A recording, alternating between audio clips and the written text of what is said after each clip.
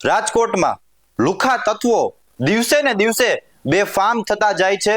રાજકોટથી હવે એવા દ્રશ્યો પણ સામે આવી રહ્યા છે કે એક બાજુ બેફામ બનેલા તત્વો આતંક મચાવતા હોય અને બીજી બાજુ પોલીસની ગાડી નીકળે અને જતી રહે પણ પ્રજાની રક્ષા માટે ઊભી ન રહે।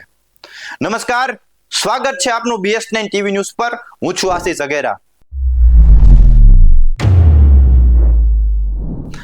રાજકોટ આમ તો રંગીલું અને મોજીલું શહેર છે, પરંતુ ક્યાંક ને ક્યાંક બેફામ બનેલા આવારા તત્વો આ છબીને ખરડાવી રહ્યા છે અને રાજકોટને નીચું જોવું પડે તેવા કામ કરી રહ્યા છે।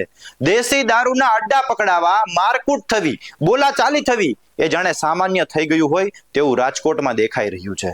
આની પાછળ ક્યાંક ને ક્યાંક પોલીસની કાર્યવાહી નથી થઈ, એ માટે જ શહેરમાં ગુંડાઓ અને બુટલેગરો અને લુખ્ખા તત્વો બેફામ બન્યા છે।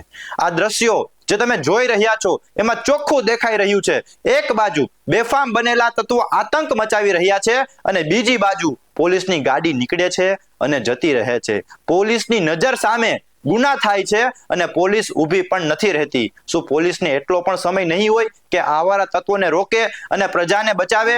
ના, પણ એમને તો કંઈક મોટું કામ હશે એટલા માટે જે આંખ આડા કાન કરીને જતા રહ્યા હશે। દિવસે ને દિવસે ગુનેગારો, આવારા તત્વો બેફામ બનતા જાય છે, જાહેરમાં આવીને આતંક મચાવતા હોય છે, જેને લઈને ક્યાંક ને ક્યાંક પ્રજાના મનમાં પણ ભય વસી ગયો છે। ત્યારે પોલીસ તંત્ર શું કરી રહ્યું છે તે ખબર નથી પડતી। એમની નજર સામે જ ગુના થતો હોય છે અને જતી રહે છે, એ તમે જોયું। હવે જનતા પોતાના રક્ષણ માટે કોના પર વિશ્વાસ કરી શકે તે પણ એક મોટો સવાલ છે।